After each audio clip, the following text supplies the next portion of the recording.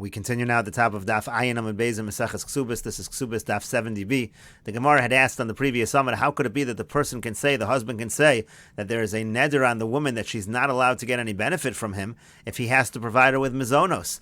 And the Gemara says it's nasa ka'omer la. It's as if he said to her, "Tzi ma'aseh yadayach b'mizonosayach." It's as if he said to her, "Take your earnings. You can keep your earnings. I won't take your earnings, and then I will not give you mizonos." But the Gemara continues, V'yamisa lohad Rav Huna amar Rav. But if it's true that which Rav Huna says that Rav says, the Yomer Rav Huna amar Rav, because Rav Huna said that Rav says, Yechola isha shetomer labala, a wife can say to her husband, Eini nizonis v'eini osa, that I don't want your mizonos, and my earnings will not go to you. So that's also possible. In other words, just like the husband's able to say, keep your earnings and I won't give you mizonos, so too the wife can say to the husband, I want to keep my earnings and I don't want your mizonos. But if that's the case, the Mishnah we quoted previously, Konem shani osa leficha, the case was again, where she says a konim that he's not allowed to get any benefit, that her earnings, that which she produces, does not go to him. But amayin otzarach lafer, why doesn't he need to annul the vow? He should annul the vow. The vow meaning to say the vow should take effect because of the same logic. Lema mitoch sheyechola lomar eini nizonis v'eini osa. We should say that since she's able in theory to say I don't want your mizonos and that which I produce will not go to you. So that's exactly what's happening here. Nasa kimisho merislo. It should be as if she says to him eini nizonis v'eini osa. I don't want the mizonos, but that which I produce will not go to you. And so therefore, if you're going to see this logic that when a person makes a neder against that which they're obligated to do, it could still take effect if they have a way to get out of it, that should go both ways. And so the Gemara instead answers, Ela lo tema nasa. Rather, we're not going to say that when the husband says this, it's as if he said that you keep your earnings and I won't give you mizonos. Ela ba'omer lo tzi ma'aseh yadayach v'mizonosayach. Rather, the case in the Mishnah actually is where that's what he says. He specifies clearly that she's allowed to keep her earnings, and then he won't give her mizonos, and therefore he has now removed the obligation of mizonos, and now he can make a neder and say that she's not allowed to derive benefit from him. But the Gemara continues, if so, parnes lamala. If that's the case, so why does it say in the Mishnah that he has to appoint someone to support her if she's supporting herself? The case over here is where he told her that you're going to keep your earnings and I won't give you mizonos. And so to that the Gemara answers, but the lo safka. The Gemara says, well, she isn't actually making enough money. He has an obligation to support her if she's not able to earn enough for herself. But the Gemara says that doesn't make sense. But if she's not able to support herself, our whole question starts over again. Because if she cannot support herself, so then he is obligated to give her mizonos, and now he does have an obligation. So how does the neder take effect? And so the Gemara answers to that. Amar Ravashi. Ravashi says, "B'misapekes ledvorim gedolim ve'ina misapekes ledvorim ketanim." She's able to support herself for the larger items, but she can't support herself for the smaller items. In other words, she's able to support herself somewhat. But the Gemara says that doesn't help us. Hani devarim ketanim, these small items. Hechidami, what's the case over here? Either regilabu, if that's something she's accustomed to. Haregilabu, she's accustomed to it. She's entitled to it. V'i lo regilabu, and if she's not accustomed to it, parnes lamala. So again, what does he need to appoint someone to support her for? It's not something she needs anyway.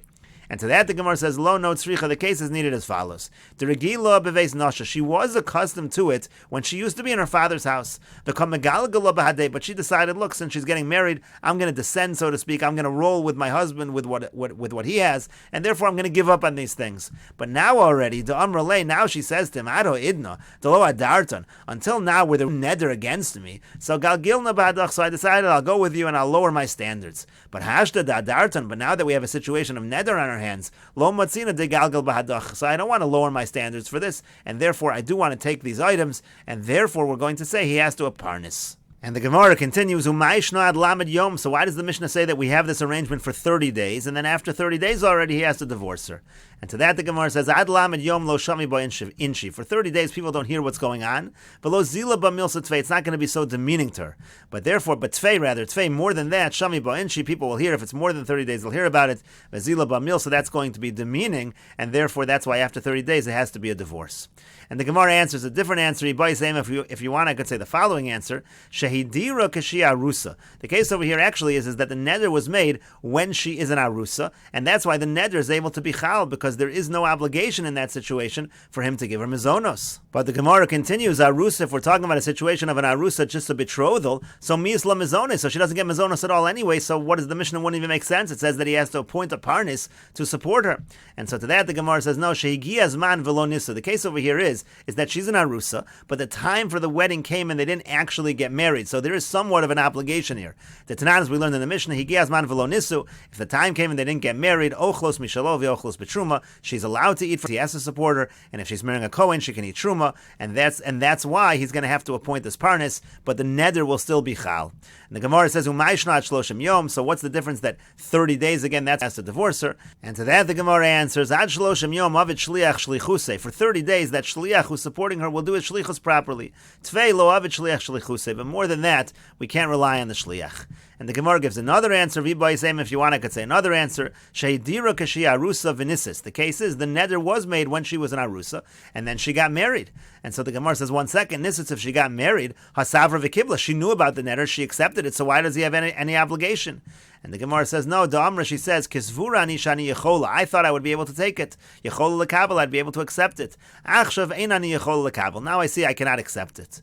And the Gemara says, Eimur damrin on hachi gabe mumin. Now I understand that we might say it comes to a mum, to a blemish. But linyan mizone mi amrina, do we apply this logic to mizonos that you can say that I thought I could accept it, now I can't? Mi amrina hachi, do we say that? Ela machvar to kitashanina meikar. Rather, the Gemara says, you're right, reject this answer and go back to the previous answers. And Rashi over here explains, She'egiaz man v'lo nisu, the time came and they didn't get married, so demidoraisa lo meshubila. Therefore, on a doraisa level, it's just an erisin, and it was only the time for the marriage that came, he's not really meshubit. Lafika chal ha-neder. Therefore, the neder is chal dis or doraisa, because it's an isser doraisa. The neder is a doraisa, and again, he's not meshubit or doraisa.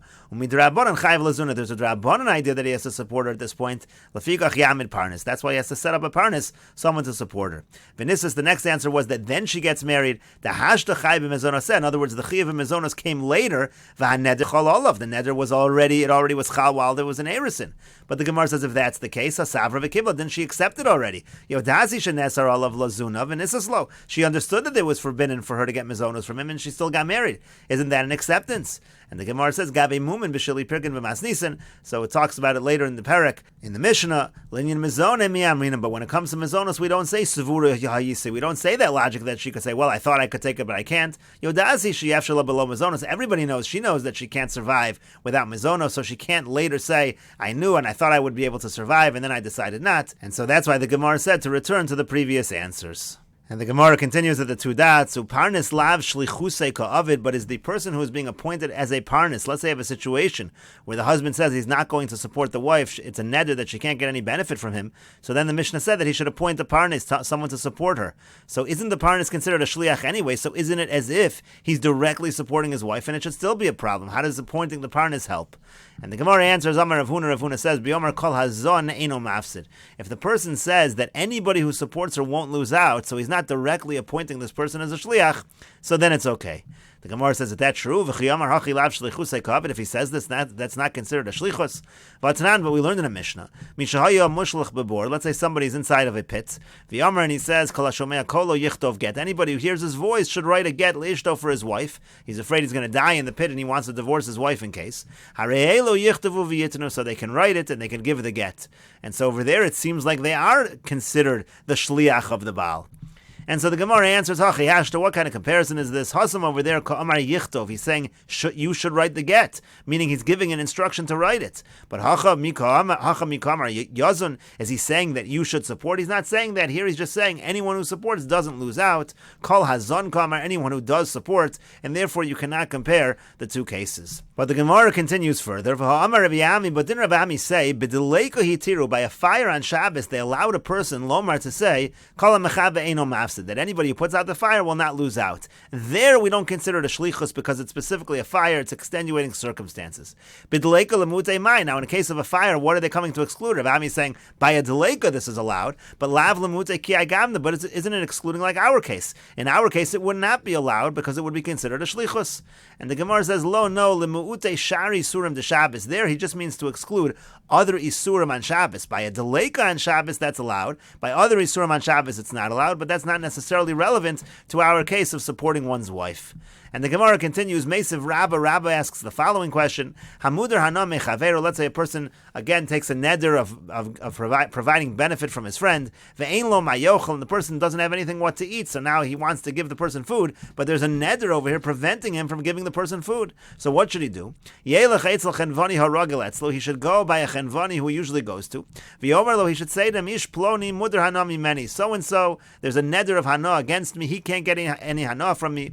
Ve'enio I don't know what I can do for him. And that's like a hint to the chenvani what to do. So who knows saying lo, so he can go provide him what he needs. And then this guy will get his money back. And this guy, rather, the chenvani, will get his money back from the other person. He'll pay the chenvani back. So over here also, it seems like you're allowed to do it. It's not considered a shlichus. And so the Gemara says, hachi udashari. It sounds like this is permitted.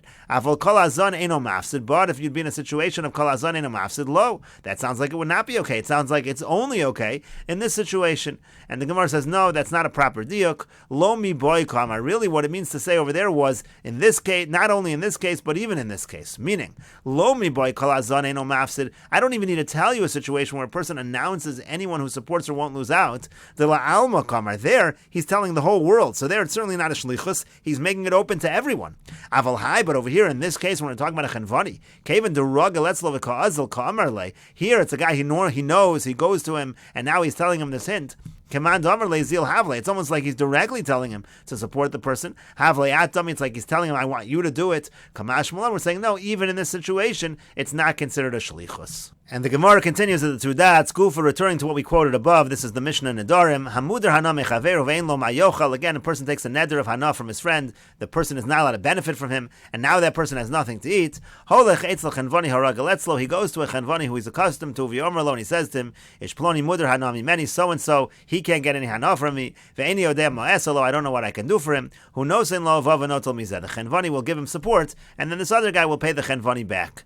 Beso Livno, Sugederu Ligdor, V'sadeu Liktzor. Let's say you have a situation, he has to build his house, put up his fence, he has to harvest his field. Holech Eitzel Polin, then he can go to the workers. Haragilan Etzlo, that he's accustomed to. V'yomer Lehen, he says to them, Ishploni Mudar Hanami Meni, so-and-so again, can't get any benefit from me. Ve'eni Odeh Mo'eselo, I don't know what to do for him. Heinos and Imo, Uvoin V'notelim, Suchar Mizeh, same thing. They'll do the work for him, and they'll get paid from this person.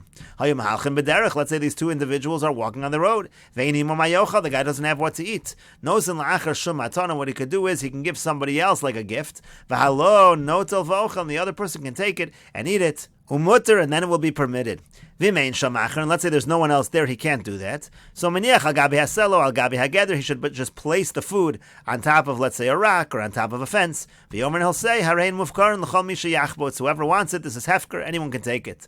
V'halo notel v'ochel umutter, this guy can take it and eat it, and it's mutter. V'Rabbi Yossi oser, but Rabbi Yossi says this is prohibited. And the Gemara says, Amar Rava, Rava says, my time of the Rabbi Yossi, what's the reason of Rabbi Yossi? Gezeira mishum, it is a decree because, and we'll continue with this discussion in the next video on Daf Ayin Aleph Amud Aleph.